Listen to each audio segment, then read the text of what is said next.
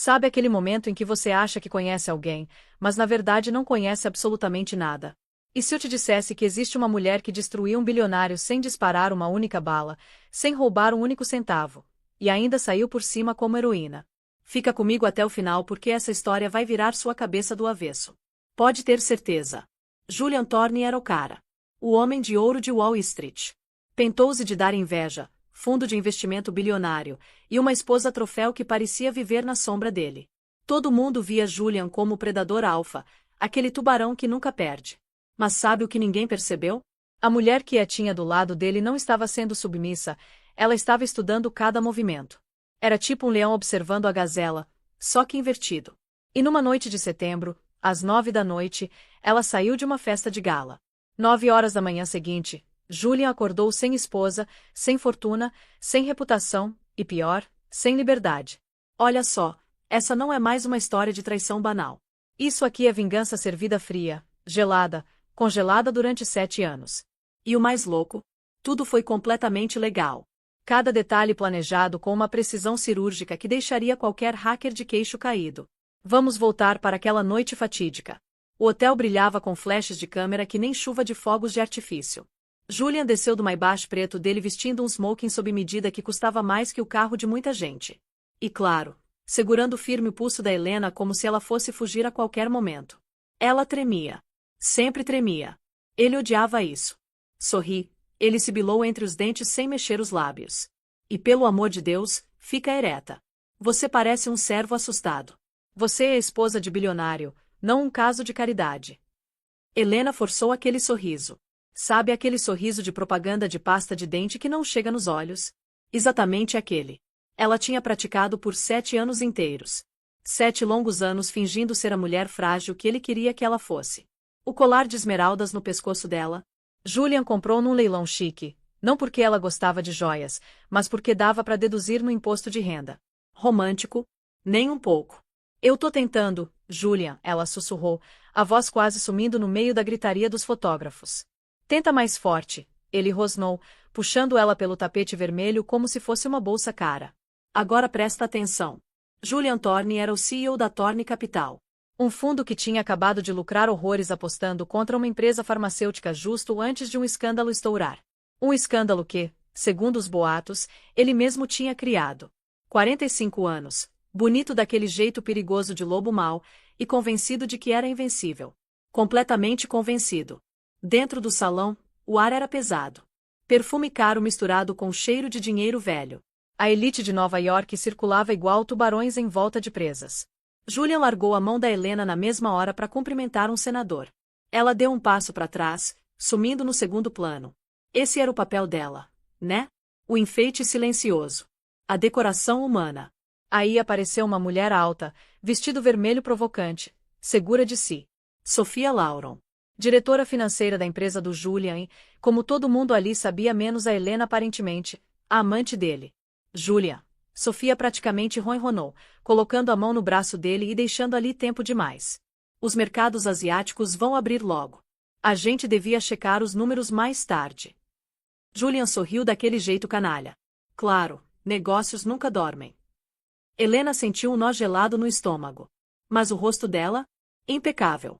Pegou uma taça de champanhe e apertou a haste com tanta força que os nós dos dedos ficaram brancos. Ela observava. O jeito que Julian se inclinava. O jeito que Sophia ria de uma piada sem graça. Eles achavam que ela era burra. Achavam que ela era só a bibliotecária pobre que Julian tinha pescado do nada, uma coisinha bonita sem garras. Mas cara, eles estavam tão errados que nem sabiam. 9:30 da noite. A festa tava bombando. Julian segurando a atenção de todo mundo, rindo alto com um grupo de investidores. Helena se aproximou dele. Julian? Ele virou, irritado. O que foi, Helena? Tô ocupado. Tô com enxaqueca, ela disse baixinho, tocando a têmpora.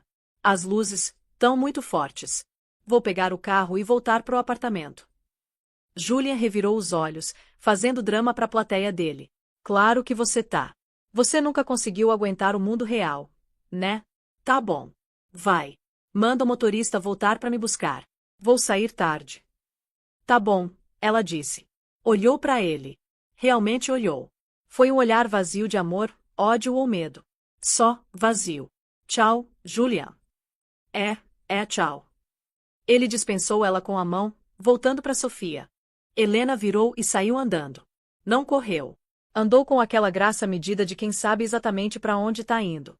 Pegou o casaco, saiu pela porta lateral, entrou numa baixa esperando. Pra casa, Dona Helena, o motorista Gus perguntou. Na verdade, Gus, Helena disse, e olha só, a voz dela não tremia mais. Totalmente firme. Me leva pro aeroporto de Teterboro. Decidi visitar minha irmã em Boston uns dias. Julian sabe. Gus assentiu. Porque ele questionaria. Ela era esposa obediente e meiga. Enquanto o carro entrava no trânsito, Helena enfiou a mão na bolsinha. Não tirou batom nem espelhinho. Tirou um celular descartável, um Android barato que ela tinha comprado com dinheiro vivo 6 meses atrás. Digitou o único código e apertou enviar. Na tela apareceu uma barra de progresso. Executando o script Prometheus. 0% completo. Ela assistiu a porcentagem subir para 1%. Dirige um pouquinho mais rápido, por favor, Gus, ela disse calmamente. Não quero perder meu voo. Enquanto isso, Julia não fazia a menor ideia que o império dele estava desmoronando byte por byte. 3 da manhã. Julian tropeçou entrando no apartamento. Bêbado de uísque vintage e do próprio ego inflado. Sofia tinha ido embora 20 minutos antes num Uber separado para manter as aparências, mas a marca de batom na gola dele contava outra história. Helena! Ele berrou no hall gigantesco. Silêncio. Mulher inútil, resmungou, jogando as chaves na mesinha de mármore. Foi cambaleando pro quarto master esperando encontrar ela dormindo, talvez chorando baixinho no travesseiro como sempre acontecia. Ele gostava quando ela chorava. Fazia ele se sentir poderoso. Abriu a porta. A cama estava impecável. Lençóis esticados, travesseiros fofinhos. Ninguém tinha dormido ali. Helena verificou o banheiro. Vazio. Quartos de hóspedes. Vazios. Uma pontada de irritação subiu no peito dele. Será que ela tinha ido para um hotel mesmo? Se foi, ele cancelaria os cartões dela de manhã. Ia ensinar uma lição sobre sair sem permissão. Foi pro closet trocar de roupa e congelou. O closet normalmente cheio das roupas modestas de grife da Helena, coisas que ele forçava ela a usar. Mas naquela noite parecia normal. Os vestidos estavam lá. Os sapatos enfileirados. Mas tinha algo errado. O espaçamento estava estranho. Caminhou até o fundo do closet onde o cofre ficava escondido atrás de uma pintura do mar. Moveu a pintura. A porta do cofre estava fechada. Digitou o código. 05180. Aniversário dele. Luz vermelha. Erro. Ele franziu a testa. Digitou de novo. Erro. Que diabos? Tentou o código mestre de emergência. Erro. Sistema bloqueado. Droga. Chutou a parede. Bêbado demais para lidar com uma falha técnica. Ia resolver o chilique da Helena de manhã. Se jogou na cama de cueca e apagou em segundos. Não ouviu o zumbido dos servidores no escritório dele no final do corredor aumentando de repente, os ventiladores roncando processando terabytes de dados. Não ouviu as notificações pingando no celular dele, uma atrás da outra, depois uma cascata delas iluminando o quarto escuro tipo luzes estroboscópicas. Julian acordou 8h15 da manhã com o som de batidas na porta. Não era batida educada. Era aquele tum-tum-tum pesado, autoritário, que faz o peito apertar. Ele gemeu, cabeça latejando. Gus, atende a porta, gritou. Nada. A casa estava em silêncio mortal, só as batidas. Julian se arrastou para fora da cama, pegou o roupão de seda. Já vou. Calma aí. Marchou até a porta da frente, raiva subindo. Olhou pelo olho mágico e parou seco. Não era o porteiro. Não era serviço de quarto. Tinha 3 caras de jaqueta corta-vento no corredor. Nas costas das jaquetas em letras amarelas garrafais. FBI. O coração do Julian bateu descompassado. Destrancou a porta. Julian Thorne, o agente líder perguntou. Cara mais velho, rosto tipo pedra esculpida. Sim, Julian disse, tentando invocar aquela voz de CEO dele. Vocês têm noção que horas são? Vou ligar pro meu advogado. Pode ligar, Sr. Thorne, o agente disse entrando no hall sem esperar convite. Sou o agente especial Miller. Temos um mandado para a apreensão de todos os dispositivos eletrônicos e bens físicos localizados nesta residência. Apreensão com que base? Julian exigiu, recuando. Isso é assédio. Com base em fraude eletrônica, peculato, insider trading. Miller olhou para a prancheta. Violação da lei Rico. Isso é insano. Julian riu nervoso. Meus livros são impecáveis. Minha diretora financeira cuida de tudo. Sua diretora financeira, senhorita Sophia Lauron, foi detida pela nossa equipe 20 minutos atrás no apartamento dela. Miller disse calmamente. Ela já está cooperando. A cor sumiu do rosto do Julian. Sophia. Mas não é só por isso que estamos aqui agora, Sr. Thorne, Miller disse olhando em volta do apartamento. Estamos aqui pela segurança da sua esposa, Helena Thorne. Helena? Julian piscou. Ela tá na casa da irmã. Ou no hotel. Ela teve enxaqueca. Miller encarou ele. Sr. Thorne, recebemos um sinal automático de socorro deste endereço às 3 da manhã indicando perturbação doméstica seguido de uma despejo de dados enviado para a SEC, pro Departamento de Justiça e pro New York Times, aparentemente da conta pessoal em nuvem da Sra. Thorne.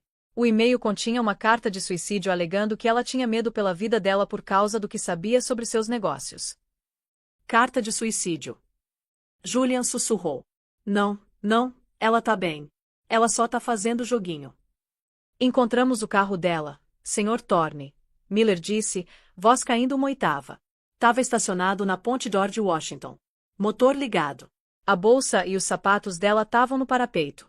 Ainda não achamos corpo porque a correnteza é forte. Julian sentiu o quarto girar. A ressaca sumiu, substituída por terror gelado. Ela não tá morta, Julian gaguejou. Ela não ia. Ela não tem coragem. Ou talvez, Miller se aproximou. Alguém ajudou ela a pular. Sabemos da amante, Julian. Sabemos das contas offshore nas Ilhas Cayman. As que foram esvaziadas 5 horas atrás. Cada centavo, Sr. Thorne, transferido para carteiras de cripto impossíveis de rastrear. Esvaziadas. Julian engasgou. Você tem R$ 0 nas suas contas operacionais, Miller disse.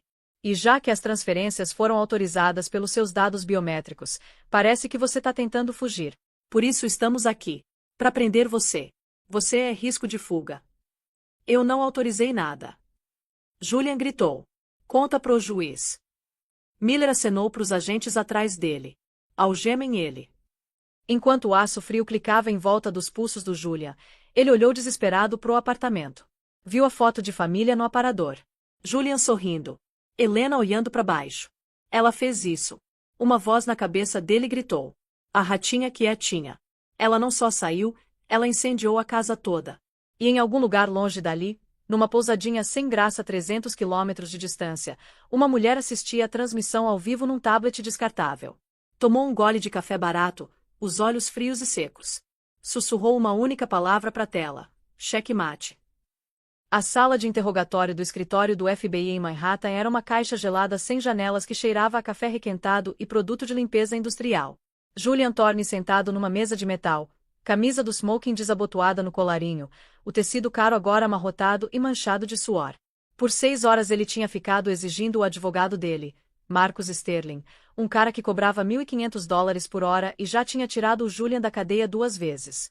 Mas quando Marcus finalmente chegou, não parecia aquele tubarão que o Julian lembrava. Parecia pálido. Me tira daqui, Marcus, Julian disparou. Isso é um mal-entendido. Helena tá tendo um surto. Eu não matei ela e com certeza não roubei meu próprio dinheiro. Marcus sentou, colocando a pasta de couro na mesa com um baque pesado. Não o abriu. Só olhou pro Julian com uma mistura de pena e nojo. Julian, Marcus disse baixinho. Você precisa me escutar com muita atenção. A situação evoluiu. Evoluiu? Acharam ela. Não, Marcus disse. Acharam o diário dela. Julian zombou. Helena não mantinha diário. Ela mal tinha um pensamento na cabeça que eu não tivesse colocado. Marcus deslizou um tablet pela mesa. Ela mantinha um diário de áudio digital, Julian. Carregado num servidor em nuvem programado para liberação automática pro promotor público no caso de morte ou desaparecimento dela. Tá vazando pra imprensa faz 1 hora. A CNN tá tocando trechos. Julian encarou o tablet. Apertou play no arquivo marcado entrada 104,3. A voz da Helena encheu a salinha. Não era o sussurro meigo que ele conhecia. Tava tremendo, aterrorizada. 14 de outubro. Ele me bateu de novo essa noite. Não no rosto. Ele nunca bate no rosto por causa das festas. Bateu nas costelas. Me disse que se eu tentasse sair ele ia me enterrar embaixo da fundação da casa de Hamptons. Disse que tem amigos na polícia. Disse que ninguém ia sentir falta de uma bibliotecária de Ohio. Eu tô com tanto medo. Acho que ele tá movendo dinheiro por aí. Vi ele com a Sofia. Tavam conversando sobre liquidar ativos e recomeçar do zero. Eu acho que ele vai me matar para dar espaço para ela. A gravação terminou com som de soluços abafados. A boca do Julian ficou aberta. Isso é mentira. Eu nunca bati nela. Quer dizer, segurei o braço dela às vezes, claro, mas nunca quebrei as costelas. Enterrar? Isso é papo de vilão de filme. Não importa, Julian, Marcos disse afrouxando a gravata. Porque os peritos contábeis acharam as transferências. Bilhões de dólares movidos das suas contas para empresas de fachada que parecem ser suas e depois sumiram na Deep Web. Os endereços IP usados para autorizar as transferências? Rastreiam de volta para o seu laptop pessoal logado com seu escaneamento de retina às 2h45 da manhã ontem. Eu tava dormindo. Julian rugiu. E consegue provar isso? Marcos rebateu. Sua esposa tá desaparecida, presumivelmente morta. Deixou um bilhete dizendo que você ia matar ela. Dinheiro tá sumido. Sua amante admitiu o caso e contou para os federais que você estava planejando se divorciar da Helena, mas não queria dividir a fortuna. A narrativa tá pronta, Julia. Pro mundo você não é mais o gênio bilionário. Você é o Barba Azul de Wall Street. Você assassinou sua esposa para fugir com sua amante e seu dinheiro. Sofia. Os olhos do Julian se estreitaram. Sofia pode atestar por mim. Ela sabe que eu não mexi nesse dinheiro. Marcos suspirou esfregando as têmporas. Sofia Lauron assinou um acordo de delação 20 minutos atrás. Ela tá dizendo que você coagiu ela pro esquema. Tá te jogando pros lobos para se salvar de 20 anos de cadeia. Contou para eles sobre o insider trading, os relatórios falsificados, tudo. Deu os e-mails que comprovam tudo. Julian sentiu o sangue sumir das extremidades. Que e-mails? E-mails da sua conta para ela detalhando as operações ilegais. E-mails que você mandou semana passada. Eu não mandei e-mail nenhum. Julian gritou socando a mesa. Vieram do seu aparelho, Julia. Mandados em horários que você alega estar trabalhando até tarde. Marcos levantou. Não posso te representar nisso. O conflito de interesse é alto demais e francamente o escritório tá te largando. Seus bens estão congelados. Você não pode me pagar. Boa sorte com o defensor público. Marcos saiu. Julian ficou sozinho no silêncio. O peso daquilo esmagou ele.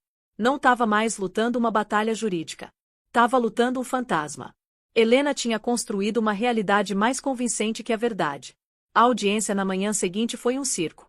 Os degraus do tribunal lotados de manifestantes segurando cartazes "Justiça para Helena" e "Comam os ricos".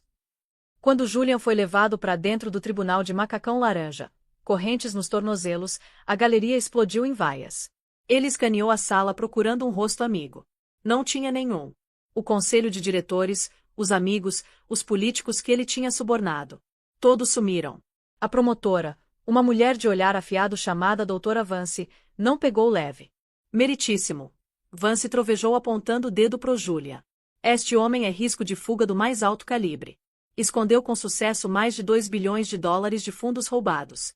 É o principal suspeito no desaparecimento e provável homicídio da esposa. Solicitamos que a fiança seja negada.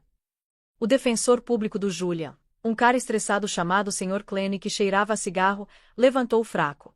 Meritíssimo, a evidência é circunstancial. Nenhum corpo foi encontrado.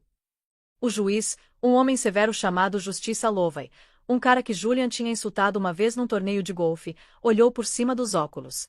Sr. Thorne, dados os recursos financeiros massivos que você aparentemente escondeu e a natureza grave das ameaças gravadas pela vítima, estou te mantendo em Rikers Island aguardando julgamento. Fiança negada. O martelo bateu. Soou tipo um tiro. Enquanto os oficiais arrastavam Julian, ele olhou para a galeria da imprensa. Uma câmera deu zoom no rosto dele. Ele não parecia mais arrogante. Parecia um animal encurralado. E num quarto de motel pequeno e sem graça a 300 quilômetros dali, uma mulher assistia a transmissão ao vivo num tablet descartável.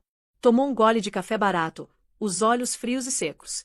Sussurrou uma palavra para a tela. Checkmate. Rikers Island era bem diferente da cobertura no Pierre. Julian foi colocado em custódia protetora.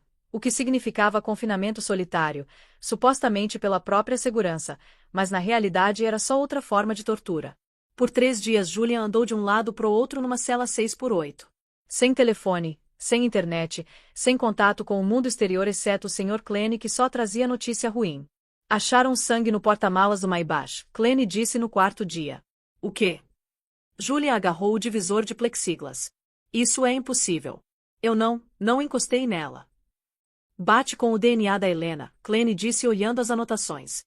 Só umas gotinhas embaixo do tapete do step.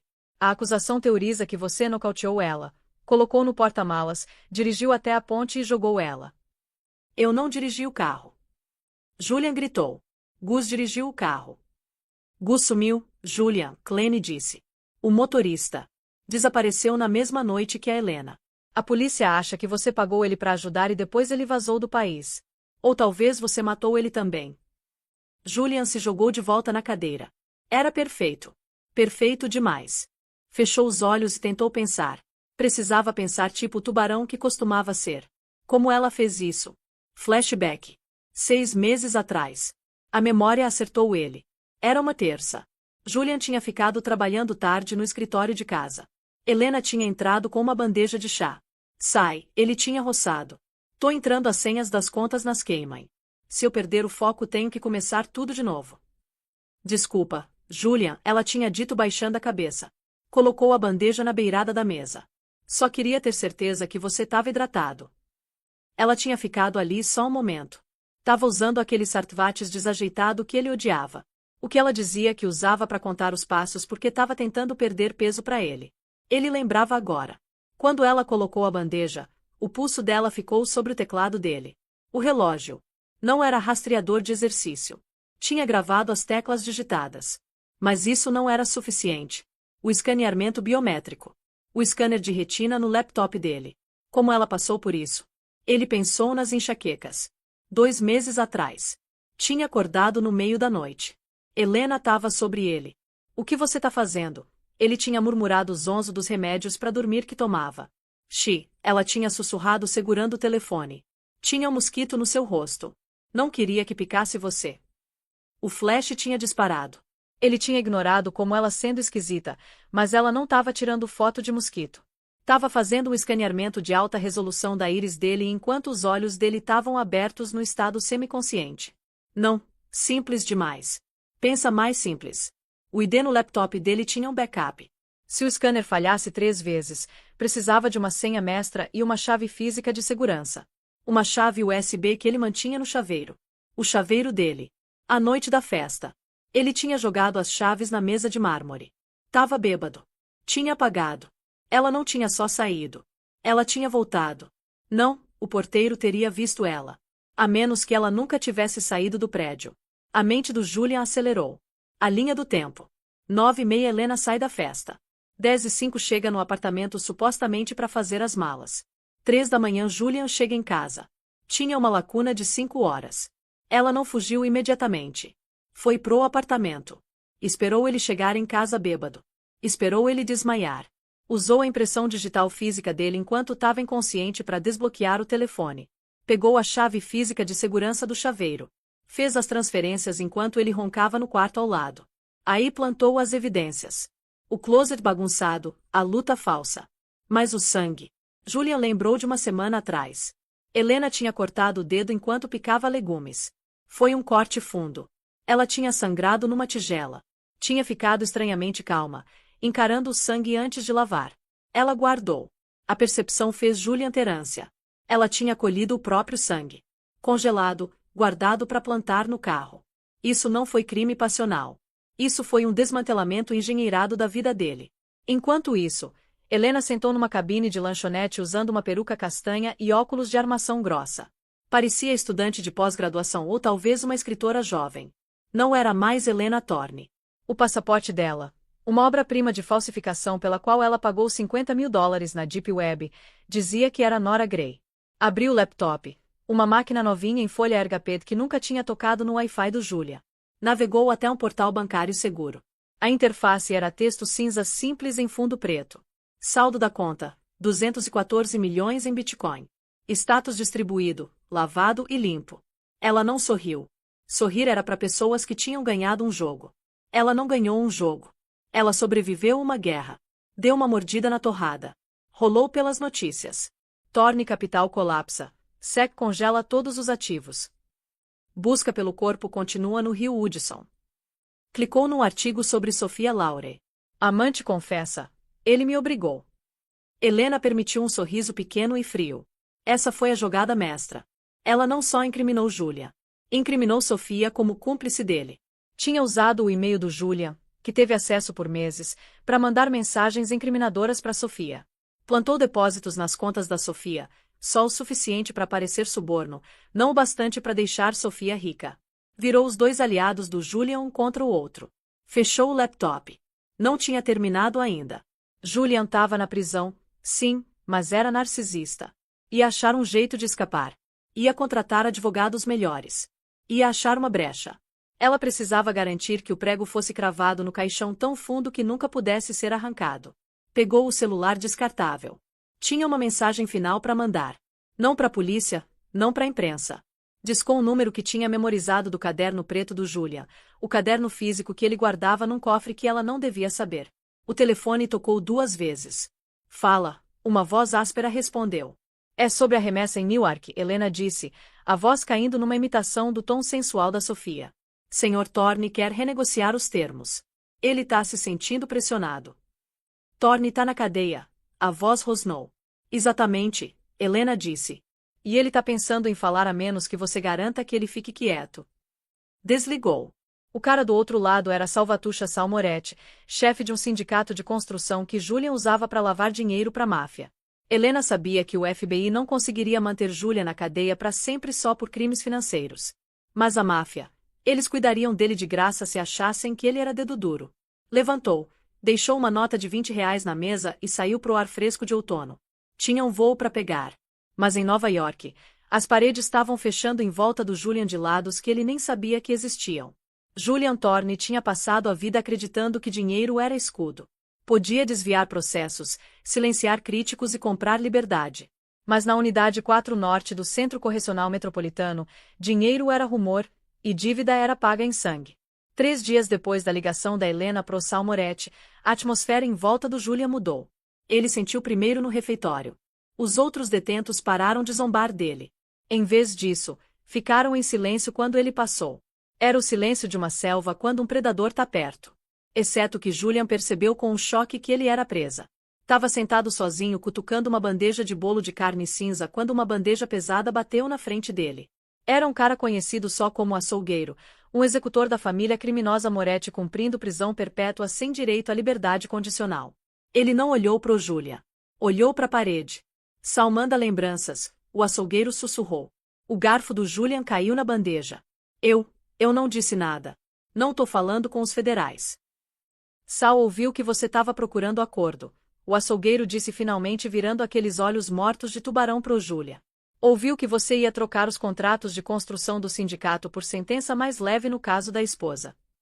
Isso é mentira, Julian sibilou, suor brotando na testa. Minha esposa me armou. Não sei quem contou isso pro Sal, mas... Não importa, o açougueiro interrompeu. Deslizou um pedaço pequeno de papel dobrado pela mesa. Você tem 24 horas para se declarar culpado de tudo. A fraude, o assassinato, tudo. Você vai embora pra vida toda. Fica de boca fechada e vive. Tenta lutar, tenta fazer acordo. O açougueiro fez um gesto de cortar o pescoço. Aproveita o almoço, Sr. Thorne. Julia encarou o papel. Era uma foto da mãe idosa dele no asilo na Flórida, tirada ontem. O sangue sumiu do rosto do Julia. Helena não só congelou os bens dele. Tinha armado os associados criminosos dele contra ele. Sabia que ele não teria como contatar o Sal para explicar. Sabia que o Sal era paranoico. Tinha encurralado Julia num canto onde o único jeito de salvar a vida dele e da mãe era aceitar prisão perpétua por um assassinato que não cometeu. Naquela tarde, Julian se reuniu com o defensor público, Sr. Clene. Quero aceitar a delação, Julian disse, voz tremendo. Clene pareceu chocado. Julian, tem certeza? A evidência sobre o assassinato é circunstancial. Poderíamos vencer a acusação de homicídio. Conseguir reduzir para homicídio culposo, talvez 10 anos. Não, Julian gritou verificando a porta da sala de entrevista. Sem julgamento, sem imprensa. Quero me declarar culpado de assassinato em primeiro grau e roubo qualificado hoje, agora. Mas por quê? Clene perguntou perplexo. Porque eu quero viver, Julian sussurrou colocando a cabeça nas mãos. A ironia tinha gosto de cinza na boca dele. Era um gênio bilionário que conseguia prever crashes de mercado. Mas tinha sido posto em xeque-mate por uma mulher cujo hobby favorito era fazer tricô. Ia pra prisão por matar uma mulher que estava respirando ar livre só para impedir que um mafioso matasse ele por ser um dedo duro que não tinha sido. Era a armadilha perfeita. Amanhã da sentença, o céu sobre Manhattan era um roxo machucado, pesado com tempestade que se recusava a quebrar. Dentro do Tribunal Distrital Federal, o ar era reciclado e viciado, carregando o cheiro metálico fraco de cera de chão e suor nervoso. Julian Thorne sentou na mesa do réu, mãos dobradas sobre o mogno polido.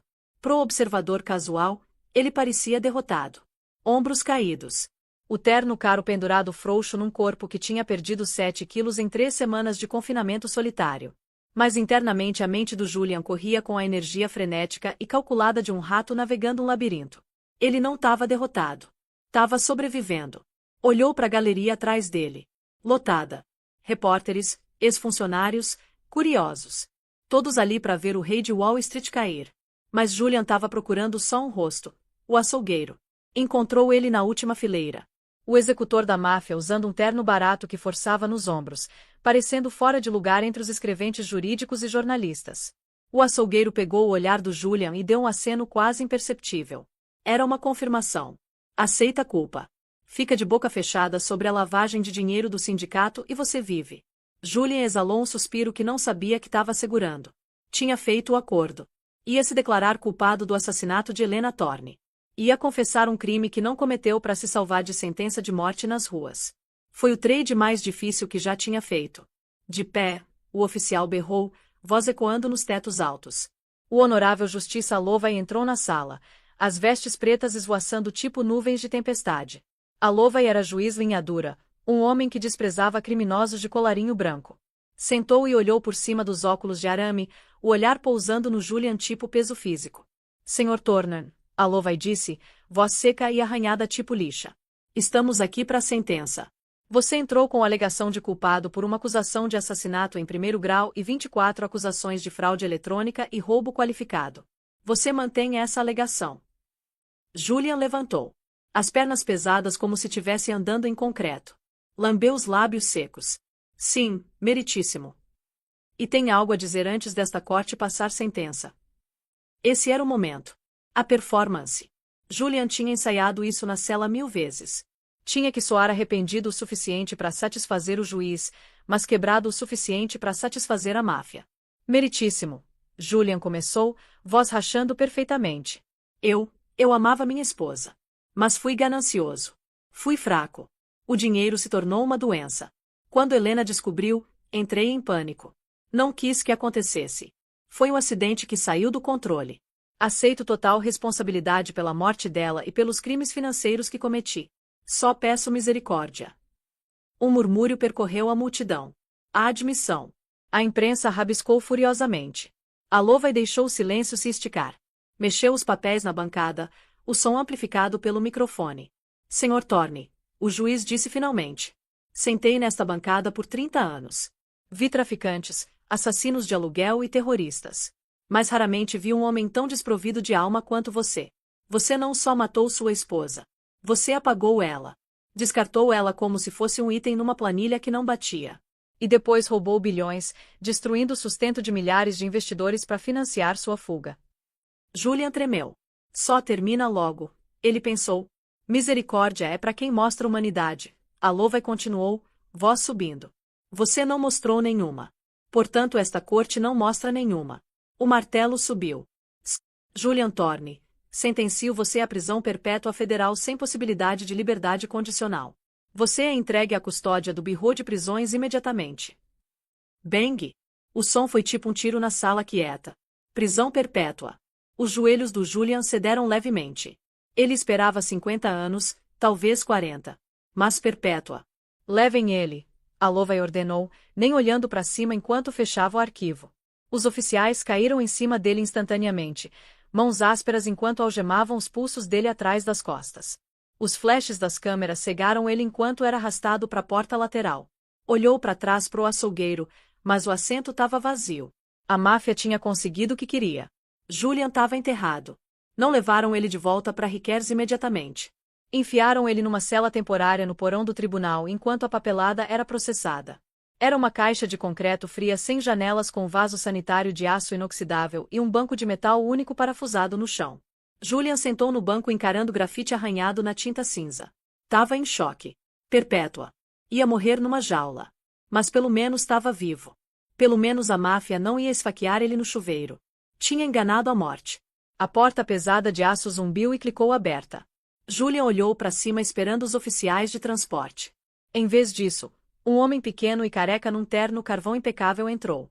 Segurava uma pasta de couro e parecia distintamente fora de lugar na sujeira da cela. Sr. Thorne, o homem perguntou.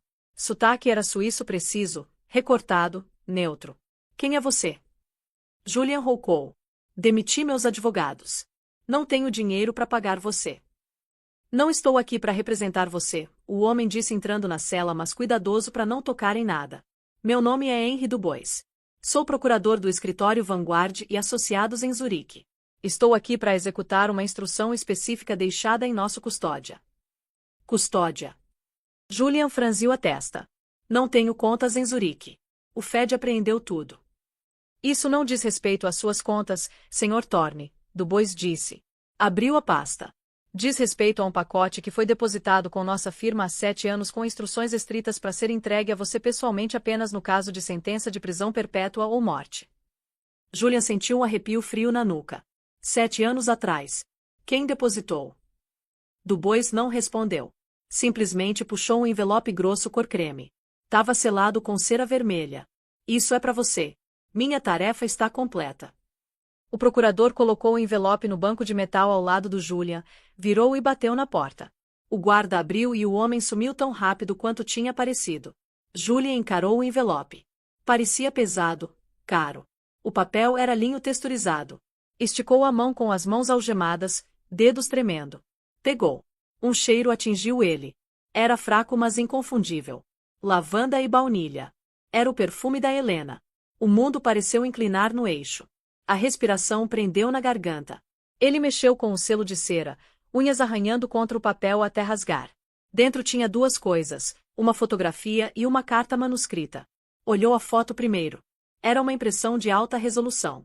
Mostrava uma criancinha, um menininho talvez de 2 anos, sentado num gramado verde exuberante, rindo enquanto esticava a mão para uma bolha flutuando no ar.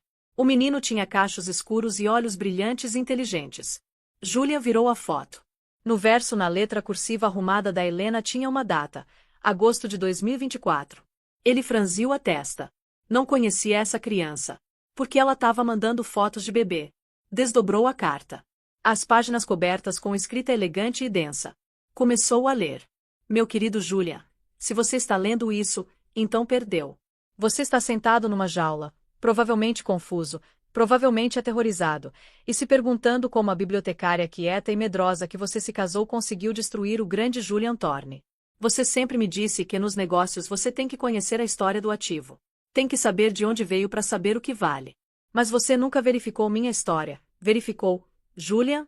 Você viu um rosto bonito numa biblioteca, uma mulher sem família, sem conexões, alguém que você podia moldar na acessória silenciosa perfeita. Lembra de 2008. Lembra de uma empresa chamada Vanguard Tech. Julian congelou, olhos escaneando as palavras, coração martelando contra as costelas. Vanguard Tech. Foi a primeira grande matança dele. Tinha vendido as ações a descoberto, espalhado rumores sobre a saúde mental do CEO e levado o preço das ações a zero. Comprou as patentes por centavos no dólar. Foi a fundação do império dele. O CEO da Vanguard Tech se chamava Robert Vance. A carta continuava. Ele era um homem bom. Era um inventor brilhante. E era meu pai.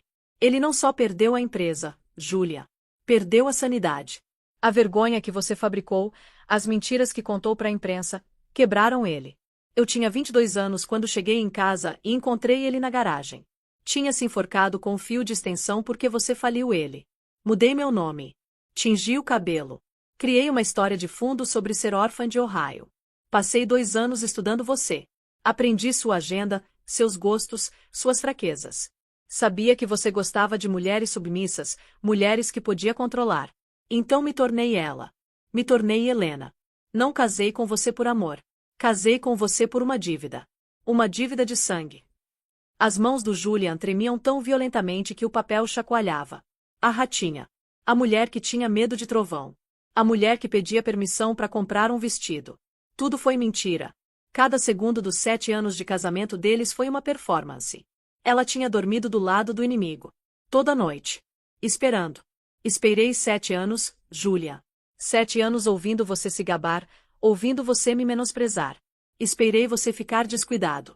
E quando você trouxe Sofia pro cenário, quando começou a ficar ganancioso com as contas offshore, soube que era hora de colher. E o dinheiro? Você provavelmente está se perguntando onde os 2,4 bilhões estão. Você acha que tô sentada numa praia em algum lugar com sua fortuna. Não sou ladra, Julia. Sou executora de um espólio. O dinheiro foi doado. Tudo. Montei um algoritmo especializado que distribuiu os fundos em milhares de micropagamentos para os fundos de pensão das 3 empresas que você destruiu. Vanguard Tech, Horizon Medical e Blue Steel Industries. Você não roubou esse dinheiro, Julia. Devolveu. Você é o filantropo mais generoso da história. Obrigada. Julian sentiu Billy subir na garganta. O dinheiro tinha ido embora. Não escondido. Embora. Ele não podia negociar. Não podia usar. E finalmente, olha a foto de novo. Julian olhou para o menino rindo. Esse não é seu filho. É meu sobrinho. O filho da minha irmã. A irmã que você não me deixava visitar porque família é distração. Ele tá crescendo num mundo onde nunca vai ter que se preocupar com dinheiro. Graças ao fundo universitário que estabeleci em seu nome. Você estava certo sobre uma coisa. Helena Thorne está morta. Ela morreu no momento que saí daquela festa. A mulher que permanece é livre. Não deixei nada para você, Julia.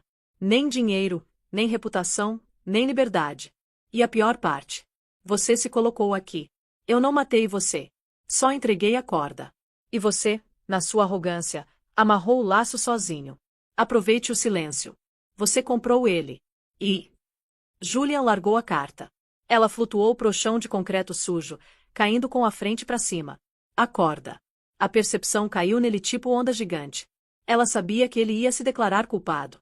Sabia que ele ia ter medo demais da máfia para lutar contra as acusações. Tinha calculado a covardia dele tipo ele costumava calcular tendências de ações. Ele não era vítima de má sorte. Não era vítima do sistema. Era vítima de uma vigarista de 7 anos que tinha odiado ele com uma precisão que beirava a arte. Um som começou baixo no peito dele. Uma risada, mas não era som feliz. Era uma coisa irregular, quebrada. Ela. Julian ofegou, olhos fixos e sem ver. Ela doou. A risada virou soluço. Depois um grito.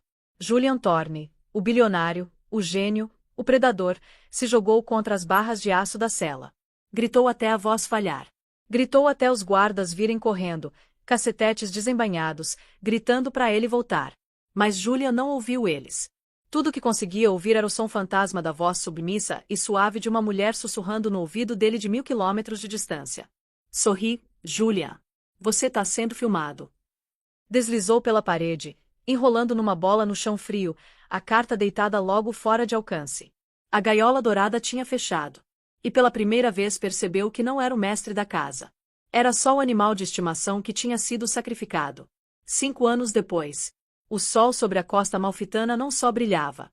Parecia um peso físico, um cobertor quente de ouro que se acomodava sobre os penhascos em terraço e a extensão cintilante do mar Tirreno. O ar era grosso com cheiro de limões selvagens, sálvia seca e spray de sal batendo contra as rochas 300 metros abaixo. Na vila sonolenta de Ravelo, a vida se movia num ritmo que Julian Thorne teria achado enlouquecedor. Sem tela de cotações, sem algoritmos de negociação de alta frequência, sem e-mails urgentes. Só o badalar lento e rítmico dos sinos da igreja e o murmúrio de conversa na piazza. Sentada numa mesinha de ferro forjado fora do café de Nápoles estava uma mulher que os locais conheciam como Senhorita Rossi. Ela não parecia em nada a criatura pálida e trêmula que tinha ficado em tapetes vermelhos em Nova York, agarrando o braço de um bilionário para se equilibrar. O cabelo, uma vez loiro quimicamente alisado, agora estava cortado num bob chique e afiado e tingido num castanho profundo e quente. A pele bronzeada de horas passadas cuidando do pequeno bosque de oliveiras atrás da casinha alugada. Usava um vestido de linho simples e sandálias de couro, uma roupa que custava menos que um único par de meias que ela costumava ter como Helena Thorne. Mas a diferença mais marcante eram os olhos. Não eram mais vazios. Eram afiados, claros e descarregados. Um outro café, Signora Rossi. O garçom, um homem idoso chamado Marco, perguntou enquanto limpava a mesa dela. Si, Grazie, Marco, ela sorriu. Era um sorriso genuíno, um que enrugava os cantos dos olhos. E os jornais internacionais, se você tiver. Marco assentiu e voltou com uma xícara de porcelana e uma cópia dobrada do International Herald Tribune. Senhorita Rossi. Helena tomou um gole do café escuro e amargo. Não precisava mais de cafeína para acordar. Dormia profundamente toda noite, um luxo que não conhecia há 7 anos. Abriu o jornal escaneando as manchetes. Política em Londres, fusão em Tóquio, cúpula climática em Paris. O mundo continuava girando, indiferente aos dramas de homens individuais. Então encontrou. Era uma coluna pequena na página 14, enterrada embaixo de um anúncio de relógios de luxo. Ex-magnata de fundo de hedge hospitalizado após ataque na prisão. Helena ajustou os óculos escuros e leu o texto. Julian Thorne, 50 anos, cumprindo sentença perpétua sem direito à liberdade condicional na instalação ADX Florence Supermax, permanece em estado crítico após altercação no pátio de exercícios ontem. Thorne, uma vez uma das figuras mais poderosas de Wall Street, tem sido supostamente alvo de múltiplos ataques desde seu encarceramento 5 anos atrás. Psicólogos da prisão notam que Thorne sofre de paranoia severa e se recusa a falar com advogados, frequentemente alegando que está sendo observado por fantasmas. Helena baixou o jornal. Encarou o horizonte azul onde o mar encontrava o céu numa linha perfeita. Tentou invocar um sentimento de culpa. Procurou na consciência por uma faísca de remorso pelo homem que estava sangrando numa enfermaria de prisão. Sozinho, quebrado e aterrorizado. Não sentiu nada. Ou melhor, sentiu equilíbrio. Por 7 anos Julian tinha feito da vida dela uma prisão. Tinha isolado ela, rastreado os movimentos, controlado as finanças e apagado a identidade. Tinha construído uma gaiola dourada e dito que ela devia ser grata pelas barras. Tinha levado o pai dela ao suicídio por lucro e rido disso tomando uísque. Ela não matou ele. Não contratou assassino de aluguel. Simplesmente segurou um espelho. Usou as próprias armas dele contra ele. A ganância, a arrogância e a certeza absoluta de que era a pessoa mais inteligente da sala. Julia acreditava que era tubarão num oceano de sardinhas. Nunca parou para considerar que o próprio oceano podia se virar contra ele. O dinheiro, os 2,4 bilhões tinha ido embora. Ela não guardou um centavo dos fundos roubados. Tinha levado meses para escrever o código, mas tinha canalizado cada centavo para os fundos de pensão das empresas que Julian destruiu. Os metalúrgicos em Ohio, os desenvolvedores de tecnologia no Texas, os pesquisadores médicos em Boston. Todos tinham recebido cheques anônimos, ajustes nas contas. Justiça não era sobre punição. Era sobre restauração.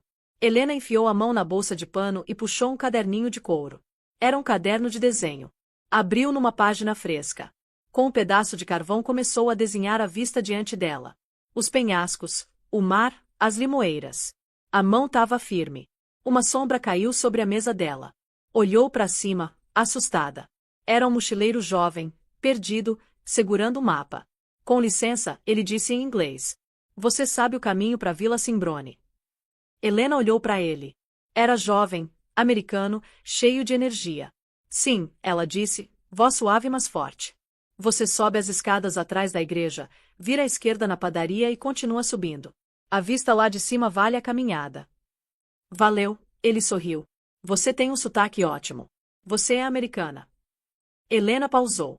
Pensou na cobertura na Park Avenue. Pensou nas festas, nos flashes, no medo. Pensou na mulher chamada Helena Thorne que tinha morrido naquela noite na ponte George Washington. Não, ela disse voltando pro desenho, o carvão arranhando agradavelmente contra o papel. Eu costumava ser. Agora sou só uma local. O garoto assentiu e saiu correndo pelas escadas.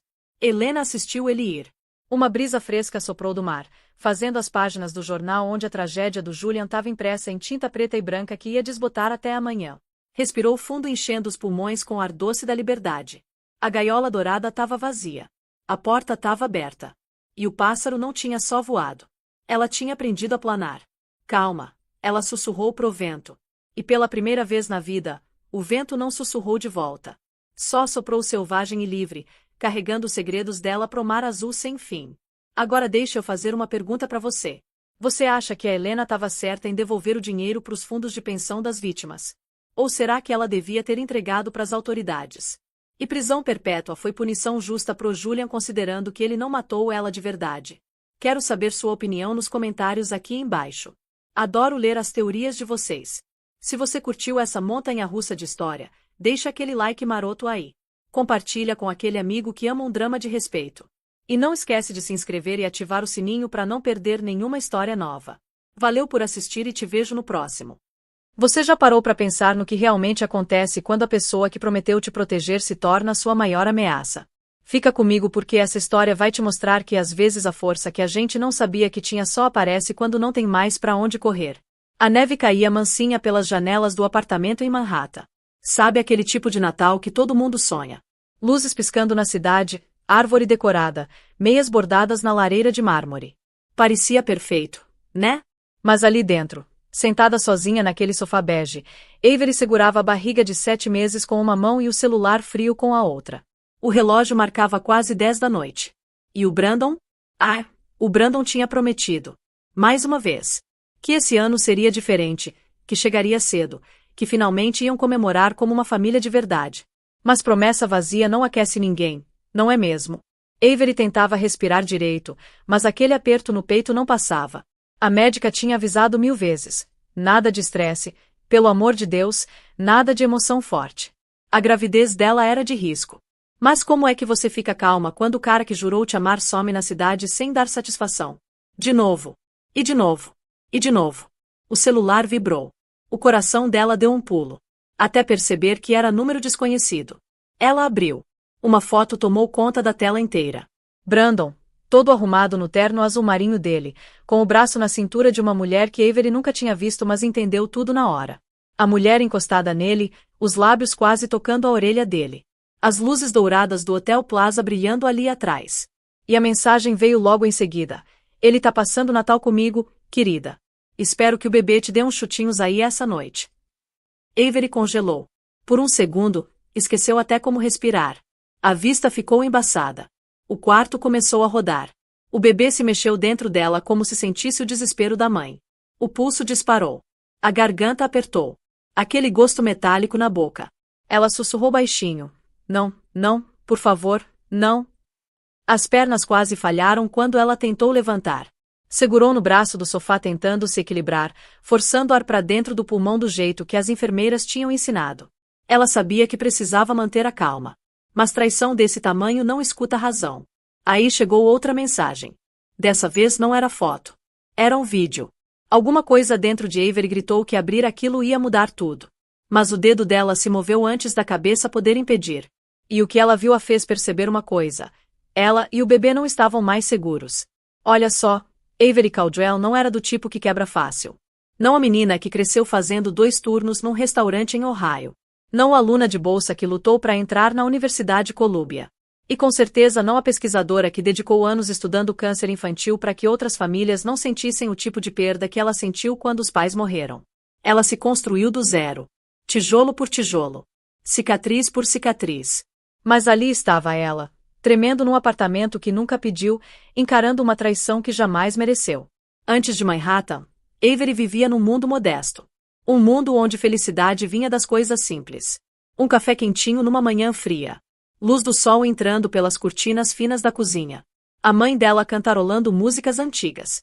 Ela guardava essas memórias com mais carinho do que qualquer luxo.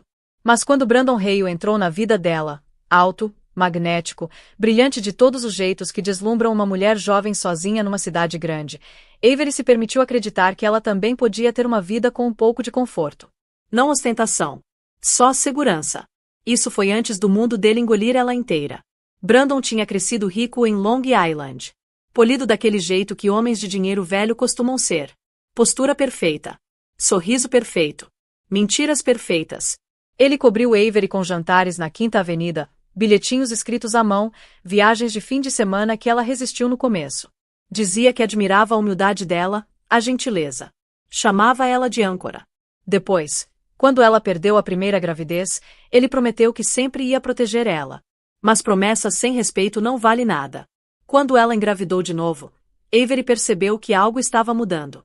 Brandon ficou distante, sempre grudado no notebook, atendendo ligações em outro cômodo, ignorando as preocupações dela com uma irritação disfarçada de cansaço.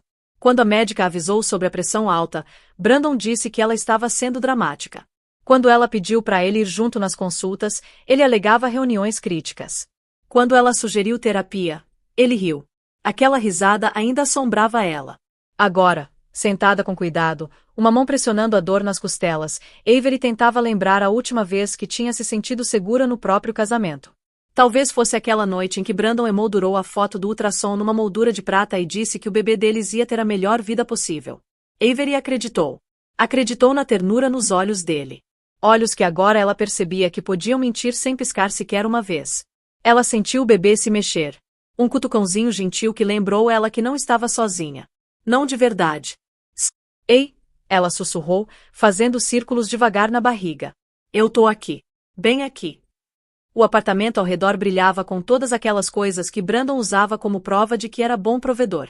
O sofá de veludo. Os balcões de mármore. O berço de grife esperando no quartinho. Mas nada daquilo parecia dela. Nunca apareceu. Ela ignorou aquela vozinha insistente dizendo que estava vivendo num museu montado para a imagem do Brandon, não numa casa construída para a família. O coração disparou de novo quando olhou para o celular. A mensagem de vídeo ainda estava ali esperando. Uma parte dela queria fechar, fingir que nada daquilo tinha acontecido.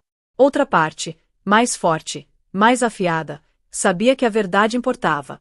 A verdade ia determinar como ela sobreviveria aquela noite. Avery inspirou fundo. Segurou o ar nos pulmões até a vista clarear. Passou a vida inteira aprendendo a aguentar. Conseguia encarar o que quer que tivesse naquela tela. Ela clicou em play.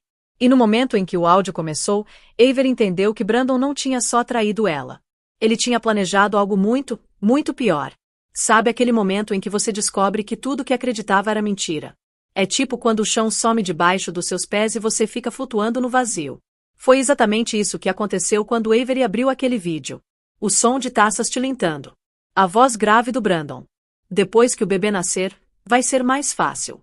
Eu empurro ela para ficar temporariamente na casa da colega de trabalho. Ela é frágil, emocional. Se surtar, eu tenho motivo para pedir guarda total. Uma pausa. Risada. Da Emerson. Brandon continuou. Preciso da casa só no meu nome. E das contas também. Ela não vai brigar. Ela nunca briga. O estômago de Avery revirou. Aí a Emerson sussurrou algo que o vídeo mal captou. Você acha mesmo que ela não vai te deixar? Brandon riu. Confiante. Cruel. Ela não pode. Ela não tem ninguém. O vídeo acabou ali. Avery ficou paralisada. Cada nervo tremendo. Porque de repente ela entendeu tudo. Ela não tinha sido apenas traída. Ela tinha sido um alvo. Olha, gente, eu sei que é pesado. Mas fica comigo porque a história da Avery tá só começando. E vou te falar uma coisa. Às vezes a gente descobre uma força que nem sabia que existia justamente nos momentos mais escuros. O telefone dela vibrou de novo. Outra mensagem. Da Emerson. Uma captura de tela. Confirmação de reserva numa suíte de luxo no Plaza. 2 hóspedes, Brandon Hale e Emerson Blake. Véspera de Natal. Seguido da mensagem. Achei que você deveria ver o que seu marido chama de reunião de negócios. Relaxa, querida. Ele disse que você ia entender. O peito de Avery apertou com tanta violência que ela instintivamente segurou no balcão para se firmar. Os avisos da médica ecoavam nos ouvidos dela. Se a pressão subir, vai pro pronto-socorro. Sem hesitar. Mas como é que mede pico de pressão causado por coração partido? E o desenrolar não parou por aí. Porque o próximo buzz não foi mensagem. Foi notificação da conta corporativa do Brandon. Uma story pública no Instagram postada por um dos associados júniores que não percebeu que tinha capturado algo explosivo no fundo. Mostrava Brandon naquele exato momento no bar do Hotel Lounge, taça de champanhe na mão, Emerson apertada contra ele.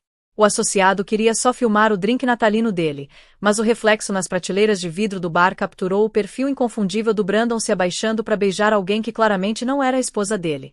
O vídeo já tinha comentários. Esse não é o Brandon Hale? A esposa dele tá grávida, né? Nossa! Feliz Natal, eu acho. O estômago de Avery gelou. Aquilo não era mais privado. Não era mais traição silenciosa escondida atrás de ternos caros e desculpas ensaiadas.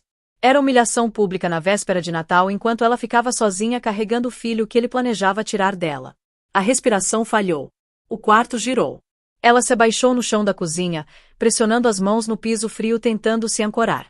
O bebê chutou forte. Uma vez. Duas. Como sentindo o caos ao redor. Avery sussurrou: "Tá tudo bem. Eu tô com você." Mas nem ela sabia se acreditava nisso. Precisava pensar. Precisava respirar. Precisava. A porta do apartamento bateu. O coração de Avery saltou. Brandon não deveria estar em casa ainda. Ela se levantou cambaleando, segurando no balcão enquanto passos se aproximavam pelo corredor. Ele não estava sozinho. Dava para ouvir alguém rindo atrás dele. Voz de mulher. Inconfundivelmente flerte. Ela congelou. Sangue rugindo nos ouvidos. Isso não podia estar acontecendo. Ele trouxe ela aqui. Para casa deles. No Natal. Os passos ficaram mais altos. A voz do Brandon ecoou casual demais, confiante demais.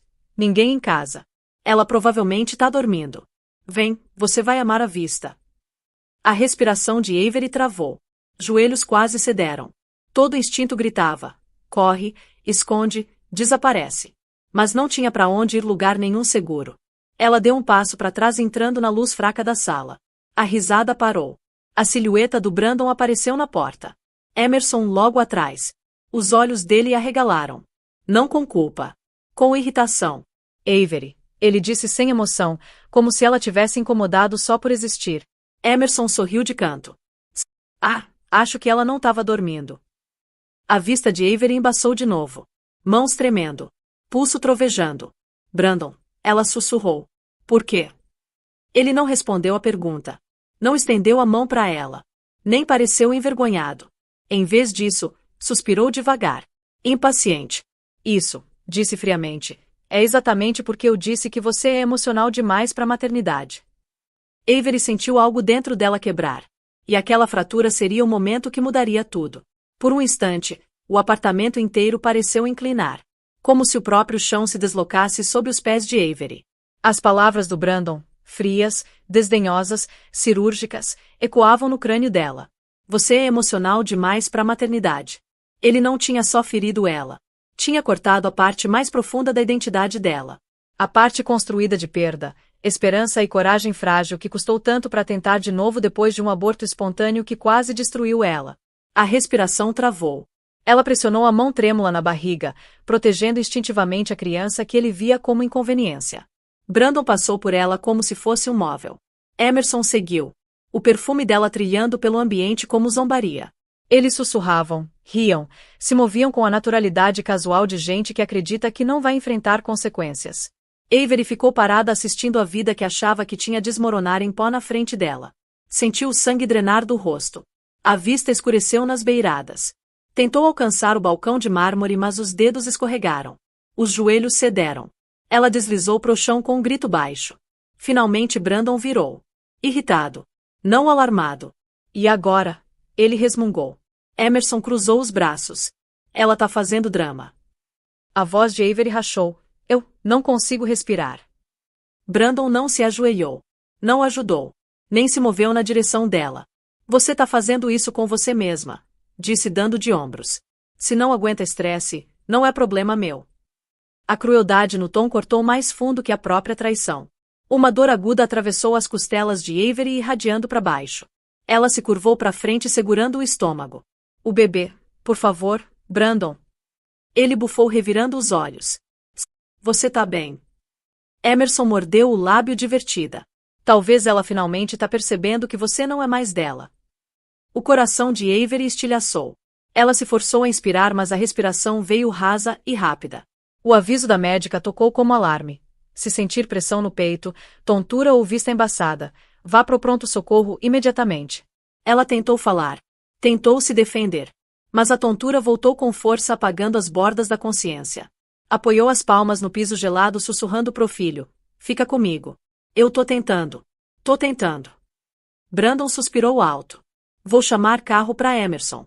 Isso é ridículo. A cabeça dela levantou num estalo. Ele não ia ligar pro 911. Não ia ajudar ela. Nem ia checar como ela tava. Só ia se livrar da mulher que tinha trazido para casa. Avery sentiu algo dentro dela desabar. Não esperança. Não confiança. Mas medo. Um medo primitivo, profundo nos ossos, que ela não sentia desde a noite que os pais morreram. As mãos tremiam quando tentou pegar o celular. Mas Brandon deu um passo e chutou levemente para longe, como se incomodado só de ver. Você não vai ligar para ninguém, disse rispidamente. A última coisa que preciso é você fazendo escândalo. Escândalo. Era só isso que ela era para ele agora. Um fardo. Uma complicação. Um problema para controlar. A respiração ficou irregular. Ela se sentiu tombando de lado. A bochecha tocando o piso gelado. O bebê se mexeu de novo. Fraco. Devagar. Como implorando para ela ficar consciente. Não tinha certeza quanto tempo ficou ali. Segundos. Minutos. O barulho do apartamento sumiu. Emerson tinha ido embora.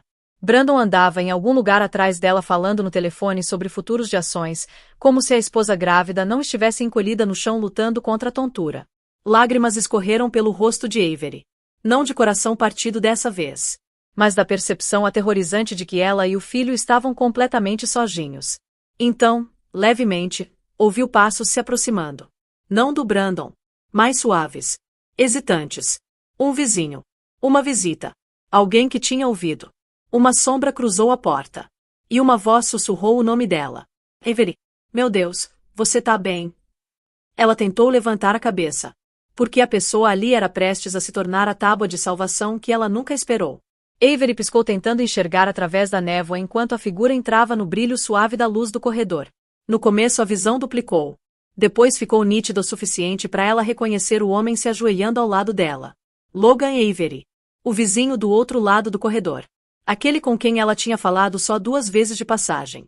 Uma no elevador. Outra quando um pacote foi entregue na porta errada. Ela lembrava que ele tinha olhos gentis. Jeito calmo de falar. Nada nele sugeria que estaria na sala dela na pior noite da vida dela. Ei, ele sussurrou urgente, pressionando gentilmente a mão no ombro dela. Você tá tremendo. O que aconteceu? Antes que ela pudesse responder, a voz do Brandon ecoou do fundo do apartamento. Quem diabos tá na minha casa? Logan não estremeceu.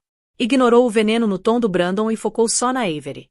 Sua respiração tá errada, disse numa voz baixa mas firme. Quantos meses? 7. Ela conseguiu dizer. Minha pressão, eu não consigo. Foi tudo que ele precisou ouvir. Olhou em volta procurando o celular dela. Estava vários metros longe, onde Brandon tinha chutado. Logan engatinhou até lá, pegou e voltou pro lado dela. Os dedos de Avery se esticaram na direção. Alívio inundando o peito. Até Brandon entrar pisando forte na sala. Larga isso, Brandon soltou. Você não sabe o que tá acontecendo. Ela tá bem. Só sendo dramática. Logan levantou devagar colocando-se entre Avery e o marido dela. A voz mudou. Ainda calma, mas com algo afiado o suficiente para cortar. Não, disse. Ela não tá. Brandon deu risada. Você não sabe nada sobre. Eu sei pré-eclâmpsia quando vejo. O ambiente congelou. Os olhos de Avery arregalaram. Logan se agachou de novo levantando delicadamente o pulso dela para checar. A expressão apertou. Você precisa de atenção médica agora. Estresse é perigoso na sua condição. Brandon revirou os olhos. Ela tá exagerando. Ela faz isso quando quer atenção. Logan olhou para cima. O olhar dele afiou ainda mais. Engraçado, disse. Exatamente o que os últimos 2 clientes achavam antes de eu levar elas pro pronto-socorro. Uma delas quase perdeu o bebê. Brandon piscou. Clientes. Logan soltou o ar devagar como escolhendo as palavras com cuidado. Eu sou investigador particular. Mas antes disso passei 8 anos como socorrista. Conheço os sinais. Avery congelou. Investigador particular? Porque ele estava ali. Logan pareceu ler a pergunta sem ela falar. Baixou a voz. Vim porque alguém me mandou mensagem essa noite. Alguém que disse que você podia estar em perigo. O coração dela parou. Em perigo, ela sussurrou. Brandon deu um passo para frente cerrando os punhos.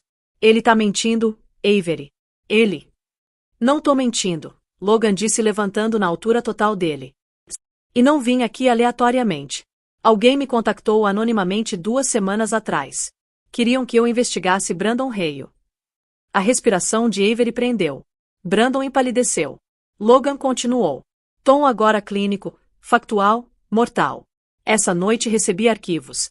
Documentos mostrando que seu marido fez movimentos financeiros usando bens ligados ao seu nome. Investimentos arriscados, quase ilegais. Se falharem, Avery é a responsável. Não ele. O sangue dela gelou. Brandon explodiu. Esses arquivos são falsos. Logan nem olhou para ele. Não são. E a pessoa que mandou avisou que hoje, véspera de Natal, você podia precisar de ajuda. Avery encarou ele. Voz mal passando de sussurro. Quem mandou? Logan hesitou. Alguém que disse que queria consertar as coisas. Alguém que disse que Brandon machucou a mulher errada. Uma pausa. Depois outra verdade. Mais pesada. E disseram que seu marido planejava tirar você de cena assim que o bebê nascesse. O coração de Avery rachou. Medo, choque, dor. Tudo colidindo de uma vez. Brandon avançou. Me dá esses arquivos. Logan recuou protegendo ela de novo. Não. Pela primeira vez naquela noite, Avery sentiu uma faísca de algo que não sentia há meses. Segurança. Aí Logan olhou para baixo. Olhos firmes. Voz gentil. Avery, a gente precisa sair agora. Brandon rugiu. Ela não vai a lugar nenhum. Mas Avery, fraca, tremendo, aterrorizada, encontrou os olhos do Logan e entendeu. Ficar significava perigo. Sair significava sobrevivência. Com o resto da força dela, sussurrou. Me ajuda a levantar. E Devactor. Logan assentiu deslizando o braço ao redor dela. Brandon deu um último passo na direção deles. Antes que um som ecoasse pelo apartamento congelando os três no lugar. O som que congelou todos foi a campainha do elevador. Aguda. Ecoando. Impossível de ignorar no silêncio tenso. Logan apertou o apoio em Avery enquanto a expressão do Brandon mudava de raiva para pânico. Passos se aproximaram do corredor fora do apartamento. Firmes. Decididos. Com propósito. Avery não sabia quem era. Mas algo no coração dela sussurrou que aquele momento, aquela interrupção, não era perigo. Era o destino mudando de rumo. A porta se abriu. Dr. Rowan Pierce entrou ainda vestindo o casaco de inverno. Neve derretendo nos ombros. Os olhos varreram o ambiente pousando primeiro na Avery. Arregalaram de horror. Avery. Ele respirou. Você tá pálida. O que aconteceu? Brandon estourou. Você não pode simplesmente entrar na casa das pessoas. Mas o Dr. Pierce ignorou ele completamente. Correu pro lado de Avery se ajoelhando oposto ao Logan. Sua cor tá errada. Respiração rasa. Você tá com pressão no peito. Avery acenou fraco. Logan falou rápido. Gravidez de alto risco. Sintomas de pressão. Possível pré-eclâmpsia. O maxilar do Dr. Pierce apertou. Ela precisa ser monitorada imediatamente. Brandon avançou tentando retomar controle. Ela tá bem. Tá exagerando. Vocês dois podem ir. Dr. Pierce virou devagar. O olhar dele cortando o ambiente como lâmina fria. E você tá causando dano médico a ela. A autoridade na voz dele calou até o Brandon. Com calma clínica e precisa, Dr. Pierce ajudou Avery a sentar mais reta. Avery, me escuta com cuidado. Você não tá segura aqui. Estresse pode induzir convulsões ou parto prematuro. A gente vai sair desse apartamento agora. Avery engoliu. Lágrimas enchendo os olhos. Não de medo, mas do sentimento desconhecido de ser defendem de Hilma. Logan levantou endireitando os ombros. Já chamei um carro. Tá esperando na garagem. A voz do Brandon subiu. Ela é minha esposa. Não vai a lugar nenhum. Dr. Pierce encarou a raiva dele com aço tranquilo. Se você obstruir física ou verbalmente o cuidado dela, eu ligo para a polícia pessoalmente e vou garantir que cada pronto-socorro de Manhattan documente sua interferência. Pela primeira vez, Brandon vacilou. Avery viu ele encolher. Não fisicamente, mas do jeito que um homem encolhe quando o poder para de funcionar. Era a primeira rachadura na armadura que ela já tinha visto. Com Logan e Dr. Pierce apoiando ela, Avery levantou devagar. As pernas tremiam, mas a determinação não. Eles guiaram ela em direção ao elevador. Longe dos pisos de mármore. Longe das sombras frias do apartamento que ela um dia tentou chamar de lar. Cada passo parecia como se despir de uma versão dela que tinha superado. Uma que aceitava maus tratos. Uma que ficava calada. Uma que acreditava que devia lealdade à crueldade. No elevador, Avery se firmou contra a parede espelhada. O reflexo chocou ela. Pálida. Manchada de lágrimas. Exausta. Mas sob a fragilidade havia algo mais feroz. Uma faísca. Um começo. Logan apertou o botão da garagem. Você vai ficar bem, murmurou. A gente não vai deixar ele te machucar mais. Dr. Pierce ajustou o casaco dela para envolver gentilmente a barriga. Foca em respirar. Eu cuido da parte médica. E quando você estabilizar, a gente conversa sobre o lado legal. Os olhos de Avery arregalaram. Legal. Ele assentiu. Eu sabia há um tempo que tinha algo errado. As consultas perdidas. Atenção. As inconsistências financeiras nos seus registros de seguro. Hesitou. Não pressionei porque respeito sua privacidade. Mas essa noite, não consegui ignorar. Avery sentiu algo quente subir no peito. Gratidão. Frágil mas real. Quando as portas do elevador se abriram na garagem mal iluminada, Logan saiu primeiro escaneando ao redor com cautela instintiva. O sedã preto que tinha chamado já estava parado perto da saída. Faróis brilhando através da neve que caía. Avery se moveu na direção apoiada dos dois lados. De repente o celular dela vibrou no bolso do casaco. Dr. Pierce pegou para ela. A tela acendeu com um nome que ela não via há anos. Um nome ligado aos pais. Um nome ligado a uma herança que nunca tinha acessado. Um nome que Brandon nunca soube que existia. Avery. Dr. Pierce sussurrou segurando o telefone. Alguém do seu passado tá ligando. Ela encarou a tela brilhante. Coração acelerado. Não de medo, mas da possibilidade súbita de que não estava tão sozinha ou impotente quanto Brandon acreditava. Respirou fundo tremendo e atendeu. O que ouviu do outro lado reescreveria tudo o que achava que sabia sobre o futuro. E olha, eu vou te contar o resto. Mas antes preciso que você respire fundo comigo. Porque a história da Avery tá longe de terminar. E o que vem a seguir vai te mostrar que às vezes a maior vingança não é raiva. É renascimento. Fica comigo. A gente tá só aquecendo. A ligação que Avery recebeu naquela noite mudou tudo. Quando chegou no hospital, estabilizou e passou 2 dias em observação, o mundo lá fora tinha mudado. O nome familiar no telefone era do antigo advogado da mãe dela.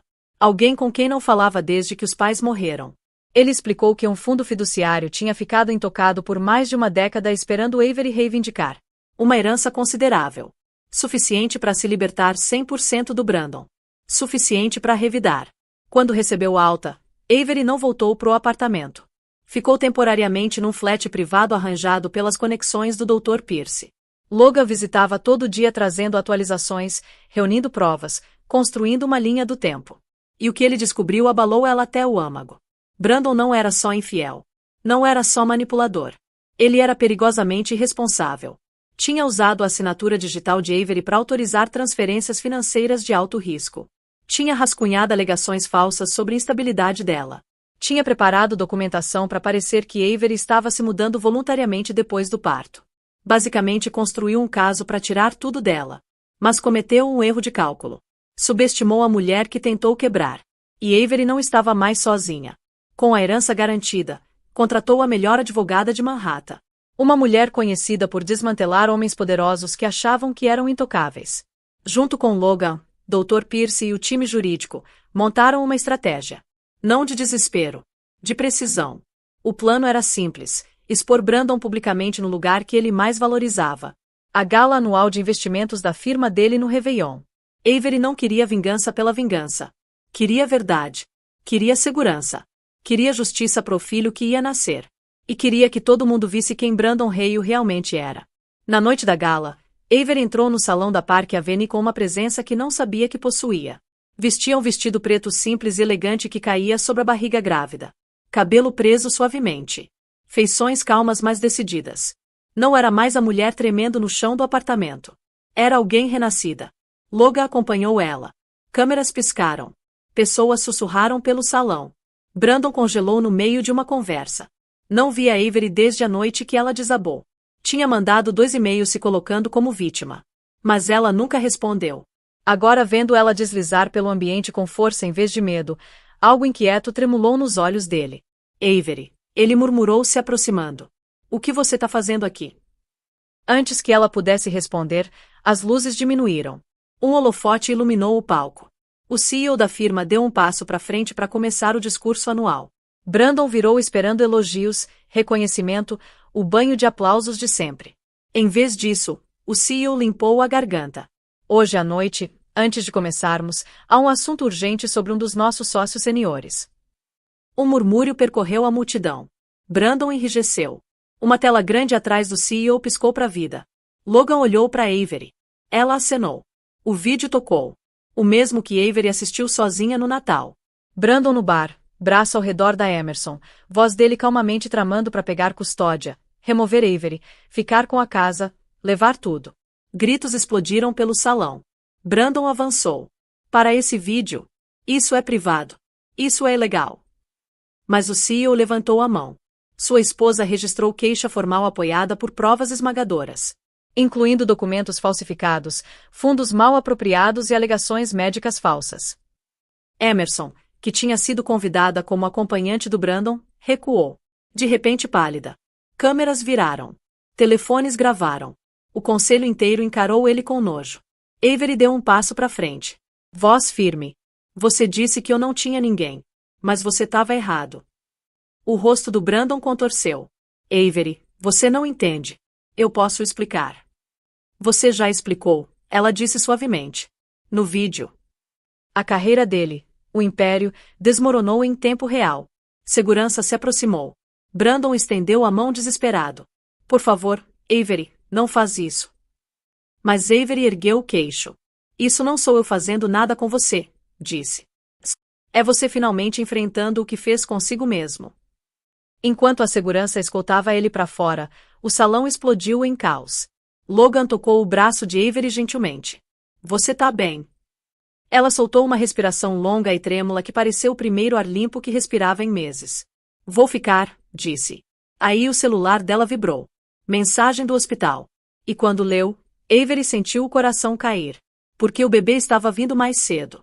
As luzes do hospital eram suaves, quentes, estranhamente reconfortantes enquanto Avery era levada correndo pelas portas deslizantes. Logan ao lado e Dr. Pierce já coordenando com a equipe.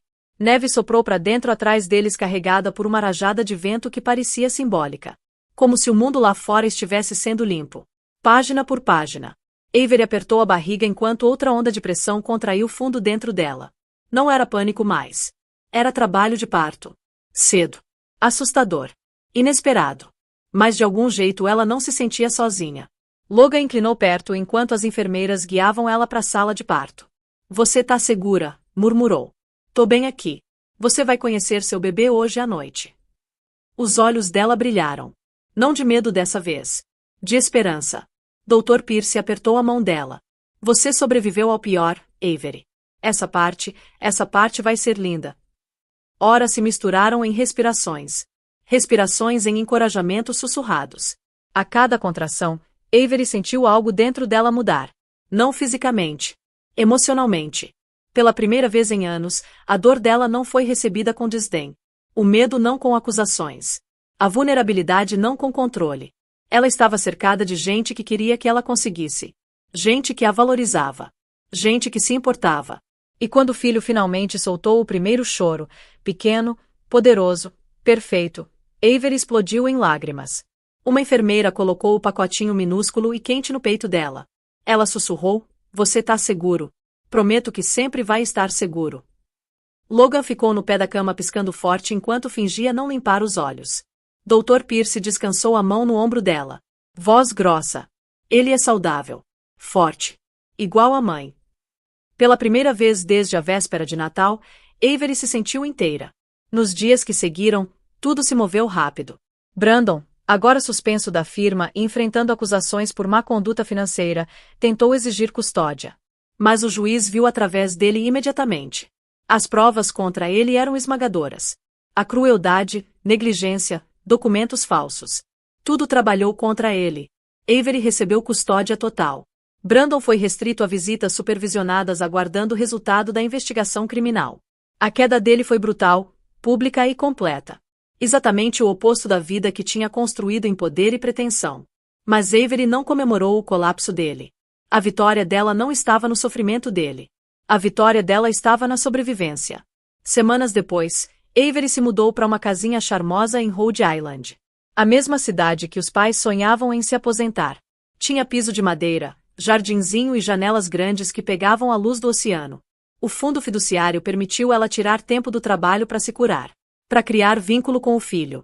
Encheu o quartinho não com peças de grife, mas com coisas simples e significativas, mantas feitas à mão, livros de brechó, uma cadeira de balanço que Logan encontrou numa loja de antiguidades. Logan visitava frequentemente. Às vezes com compras. Às vezes com notas de pesquisa que achava que ela ia gostar. Às vezes sem motivo nenhum. Ele nunca pressionou. Nunca assumiu. Nunca pediu mais do que ela estava pronta para dar. Mas o jeito que segurava o filho dela, o jeito que sorria quando ela ria, o jeito que olhava para ela, não com pena, mas com admiração, era algo que Avery nunca tinha experimentado. Uma ternura que não custava nada. Uma manhã cedo, enquanto neve empoeirava as janelas e o bebê dormia tranquilo contra o ombro dela, Avery saiu na varanda. Logan se juntou a ela entregando uma xícara quente de café. Falou baixinho. Sabe, você não só sobreviveu a ele. Você se reconstruiu. Avery olhou pro horizonte pálido. Não fiz sozinha. Ele hesitou. Depois perguntou gentilmente, você acha que um dia vai deixar alguém te amar de verdade? Avery virou para ele. Cansada. Curando. Esperançosa. E pela primeira vez desde que a vida estilhaçou, não sentiu medo do futuro. Acho, sussurrou, que já deixei. A expressão do Logan suavizou. Quente como o amanhecer. E dentro da casa, o bebê se mexeu soltando um chorinho pequeno e alegre. Como dando boas-vindas ao começo da vida que todos estavam prestes a construir juntos. Então é isso, pessoal. A história da Avery finalmente chega ao fim. E se você ainda está aqui, ainda escutando, ainda sentindo algo no peito nesse momento, então talvez essa história tocou uma parte de você que precisava ser vista. Talvez você também tenha caminhado por noites que pareciam mais pesadas do que deveriam. Sabe, o antigo estoico Marco Aurélio disse uma vez: o obstáculo é o caminho. Significa que a dor que a gente sobrevive não só deixa cicatriz. Ela molda a gente em alguém mais forte, mais suave, mais sábio. Avery não venceu porque era destemida. Ela venceu porque continuou se movendo mesmo quando o medo sacudiu ela até o âmago. E essa é uma lição silenciosa para todos nós. Você não precisa ser inquebrável. Só precisa recusar ficar quebrado. Se essa história te fez sentir esperança, força ou até só um pouquinho menos sozinho hoje à noite, então sou grato que você esteve aqui com a gente. E olha, meus amigos queridos, se você acredita que mais gente por aí pode precisar desse lembrete também, por favor curte o vídeo, compartilha e se inscreve para não perder a próxima história que a gente vai atravessar juntos. Você importa. Sua cura importa. E a gente se encontra de novo bem aqui. Até a próxima.